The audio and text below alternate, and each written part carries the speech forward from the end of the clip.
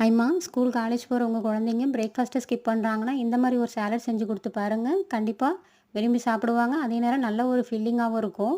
அதுக்கு முதல்ல கட் பண்ணி வச்ச ஆப்பிளை சேர்த்துக்கலாம். அடுத்ததாக வேக வச்ச நேந்திரம் பழத்தை கட் பண்ணி சேர்த்துக்கலாம். அடுத்தது மாதுளம்பழம் சேர்த்துக்கலாம். இதில் நீங்கள் உங்கள் குழந்தைங்களுக்கு விருப்பமான எந்த பழமாக இருந்தாலும் சேர்த்துக்கலாம். அடுத்ததாக நெய்யில் வறுத்து வச்ச நட்ஸை சேர்த்துக்கலாம். நான் இதில் முந்திரி, பாதாம், பிஸ்தா, வேர்க்கடலை, பம்கின் சீட், அப்புறம் சன்ஃப்ளவர் சீட் சேர்த்துருக்கேன். நீங்கள் விருப்பப்பட்ட இதில் ட்ரை ஃப்ரூட்ஸ் கூட சேர்த்துக்கலாம். இதில் இந்த சன்ஃப்ளவர் சீடை மட்டும் கண்டிப்பாக ஸ்கிப் பண்ணாதீங்க.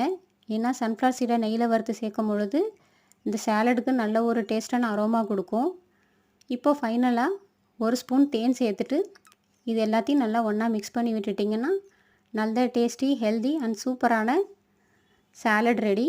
நீங்களும் ட்ரை பண்ணி பார்த்துட்டு எப்படி இருந்துச்சுன்னு சொல்லுங்கள். வீடியோ பிடிச்சிருந்தா like, share, comment and subscribe பண்ணி சேனலுக்கு சப்போர்ட் பண்ணுங்கள். தேங்க்யூ.